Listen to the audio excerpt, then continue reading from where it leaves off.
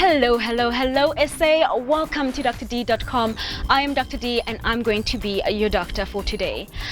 Well, today we have an exciting, action-packed, fun-filled episode for you because I've actually gone out to source alternative forms of exercise to make sure that you remain fit and fab. With me in, I guess you can say, the garden today, right, is Mr. Sichaba Makhale. He is a fitness entrepreneur, whatever that means, right? I guess we're soon to find out. He is the founder of the Melanin Brand Group, which gave rise to 16 Stitches, a bodyweight and kettlebell training company. He is an SFG, a strong fitness guru that's actually accredited in kettlebell training, and he offers exercises inclusive of a bit of yoga, breathing exercises, and so forth. Doesn't that sound exciting? His sole mandate, I guess you could say, is to make sure that his clients have a better quality of life and as well as hone into the athletic capabilities by offering a number of products as well as actionable information. Actionable information. I really cannot wait to meet him. So we'll be interviewing him on the show today and he will give us a bit of a showdown in terms of what kettlebell training really is. Cannot wait. Well, thank you for joining us on the show, Chava. I'm so excited. I've actually been looking forward to this for the longest time ever. So have I. Welcome. Thank you. Before we start though, just kick us off. Tell us a little bit about yourself. Okay. Who are you? Where'd you come from? How do you get to being a kettlebell trainer? Okay, well, born and raised in Lusaka, Zambia. Came into the country in 1992.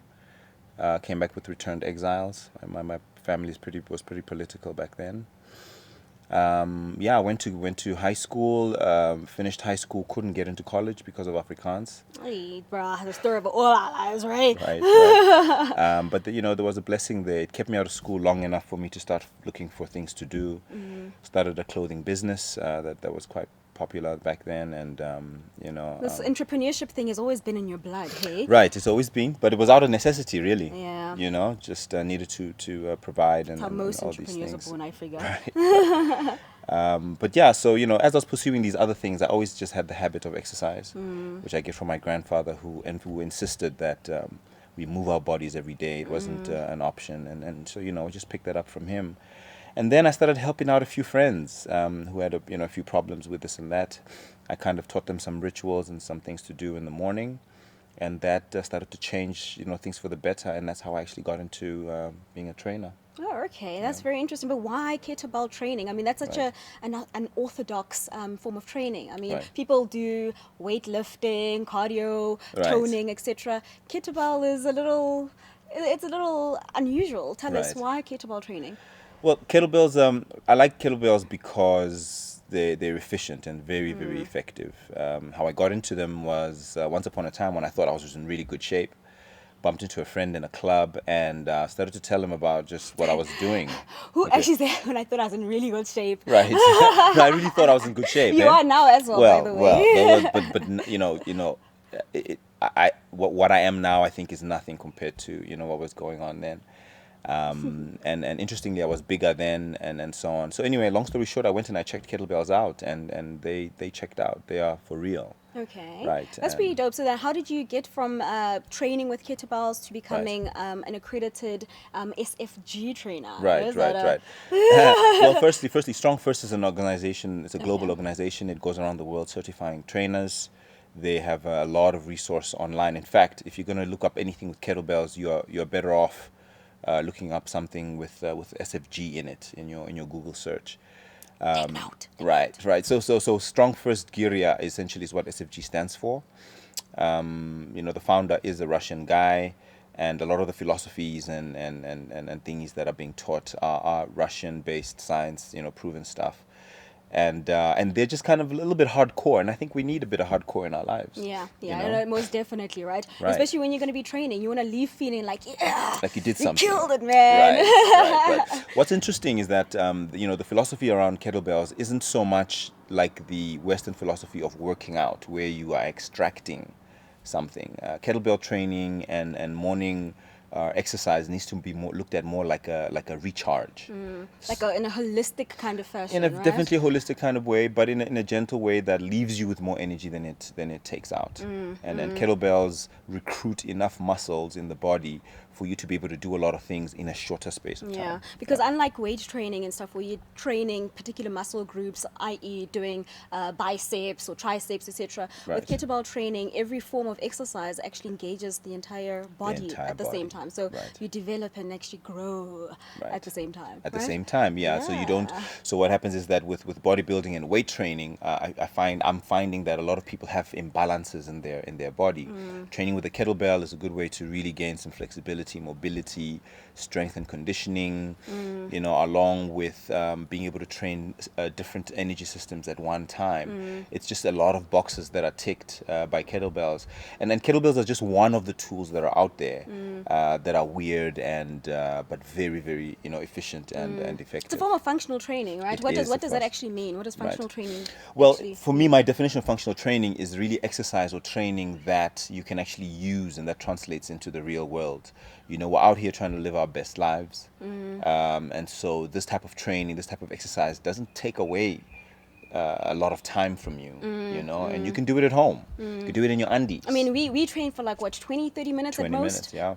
So it Yeah. doesn't actually like take an hour and a half like you would usually do Right. if you're going for, a jog or Right. weightlifting or the gym, Right. etc. And you're revitalized, you're energized, Right, at the end of it all. at the end of it all. So Yeah. I like that about it. I like Yeah. that about it. Hey, look, some of our philosophy is really kettlebells. To lift a kettlebell or to move a kettlebell, you have to generate a force from the ground up. So every part of your body that is from the ground up, to the base of the neck, essentially gets engaged. And like any form of training, there is an element of danger or of risk.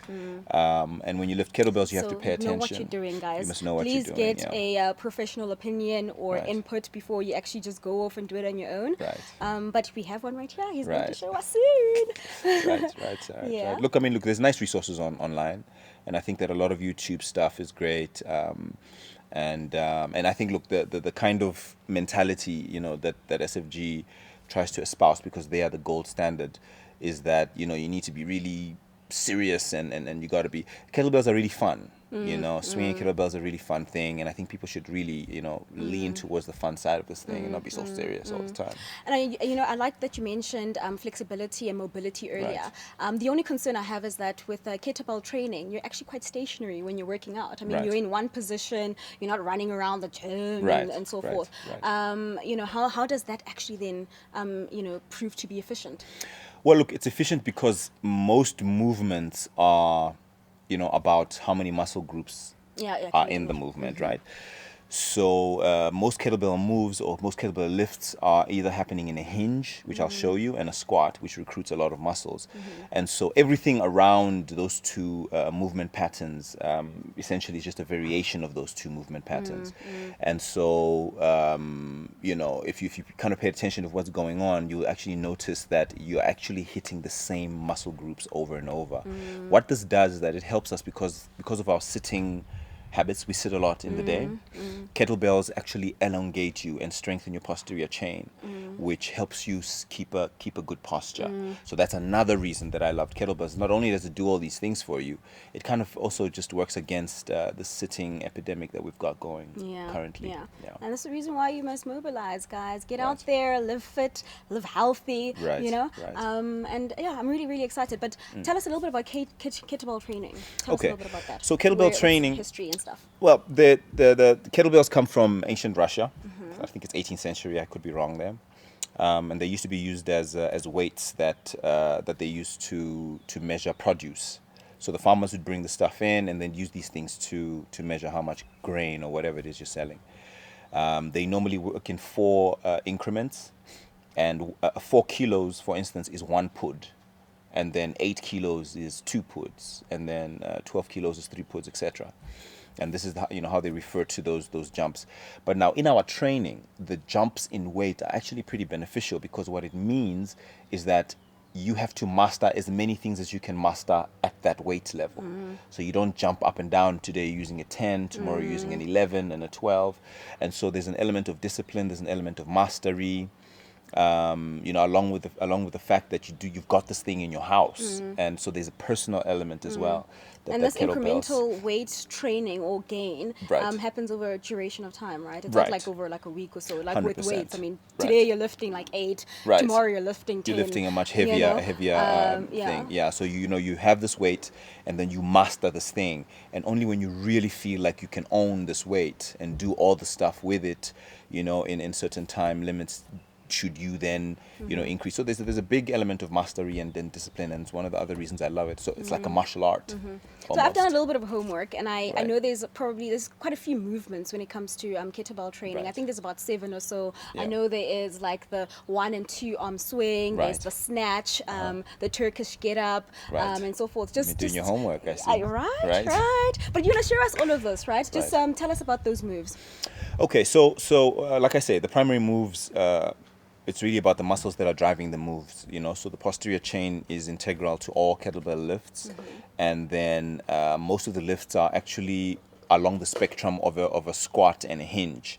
And a squat looks like a hinge, but in a hinge you are bent more at the waist, and at a squat you're bent more at the knees. But they're generally the same thing. And then the kettlebell moves that you were just mentioning just fall within that spectrum between a squat and a hinge. And the reason these two moves are so popular and efficient is that they recruit a bunch of muscles, and recruiting a bunch of muscles means that you're doing a lot of things at the same time. Yeah. I think enough talking now, guys. Right. I want to see what is going on. I want to actually learn these moves. Can you please show us the basics? Yeah, let's do it. Let's rock. Right. Yay. 3 of these. Okay, cool. So, Here we go. position, everything Right, right? position's great. Flat back, eyes ahead. Okay, Nice. Here we go. Nice.